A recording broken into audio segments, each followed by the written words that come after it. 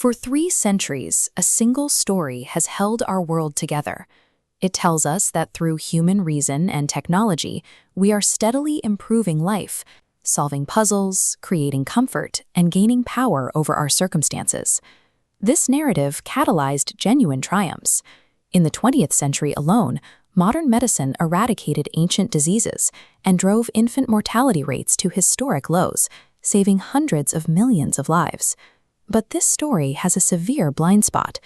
It teaches us to count what is easy to quantify, like GDP, speed, and volume, while discounting the things that resist measurement, like the health of our soil or the quality of our social trust. This narrow definition of progress directs our ingenuity towards parts of the system while the whole begins to unravel. Often the very things we leave off our scoreboard are the things we end up destroying. Thomas Midgley Jr. was a highly talented engineer, widely celebrated for solving the most difficult technical challenges of the early 20th century. In 1921, he discovered adding tetraethyl lead to gasoline eliminated engine knock. Engines ran quieter and lasted longer. Industrialists hailed it as a breakthrough. The trade-off remained invisible for decades. Every mile driven released microscopic neurotoxins into the atmosphere, which eventually settled into the soil, the water, and human bloodstreams across the entire planet. The true cost of that engine performance was a global biological wound. Researchers estimate that leaded gasoline reduced global cognitive capacity by 824 million IQ points among people born in the mid-20th century. This is the hallmark of immature progress, a localized improvement that conceals a slow-motion global disaster. Leaded gasoline established the default pattern for modern innovation. We celebrate a new tool for its immediate benefits, only to discover the systemic damage decades after it has reached planetary scale. We saw this with DDT, marketed as a miracle chemical for agricultural productivity, until it began poisoning ecosystems and collapsing food chains worldwide. We are repeating this pattern today.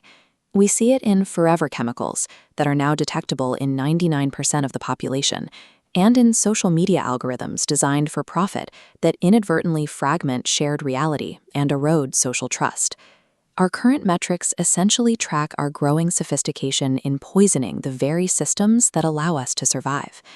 Our institutions repeatedly fail to anticipate these crises because they are structurally rigged to be blind. 3 specific forces keep us in the dark. First is complexity. We intervene in tightly coupled, non-linear environments with simple, linear solutions.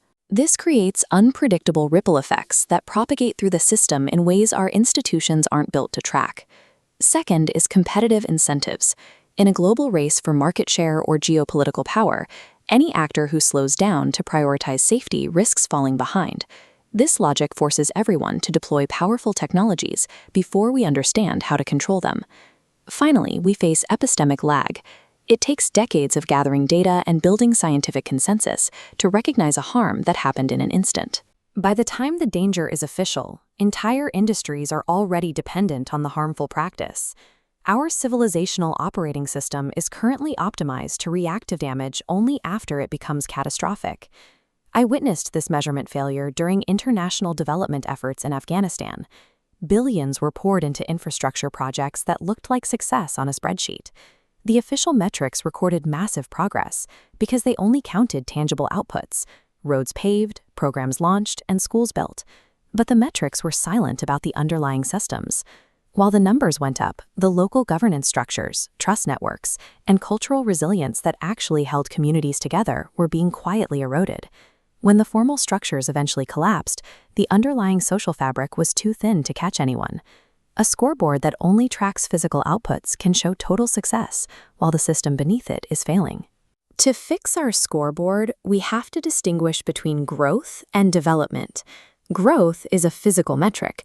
It means getting larger in scale and extracting more resources. Development is a qualitative metric. It means getting better, more efficient, and more integrated. A system can develop toward higher levels of well-being without needing to grow in physical size. Look at these 2 trajectories side by side. On the left, growth demands endless expansion. On the right, development focuses on deepening complexity and health within existing limits. A child who grows physically into adulthood but never matures becomes grotesque. Humanity is currently following that same path, expanding our power without maturing our wisdom. Maturing as a civilization does not mean rejecting technology. It means upgrading our goals so that we measure the quality of life instead of just the quantity of throughput. Bhutan provides a living proof of concept for this shift. They structurally pivoted their national strategy to measure gross national happiness as a direct alternative to GDP. Costa Rica shows it's possible to achieve top-tier life expectancy while maintaining an ecological footprint a fraction of the size of Western nations. In Kerala, India, universal literacy and healthcare have been achieved at per capita income levels that are statistically considered poor by traditional standards. These examples from the Global South demonstrate that civilizational maturity is a practical reality, already operating and thriving in the real world. This transition requires what I call civilizational love. It is a structural commitment to optimize for the health of the entire system, rather than extracting profit from its individual parts. Under this framework, we redefine our mission. Progress is the increasing capacity of all living systems to flourish across scales and generations. This shifts our role from conquerors dominating a planet to conscious participants within a living web. It moves us from treating the world as a stockpile of resources to understanding it as a community of life. We have built a world of planetary scale power, but we are still guided by an adolescent story. We must finally align that power with wisdom, or risk perishing by our own tools.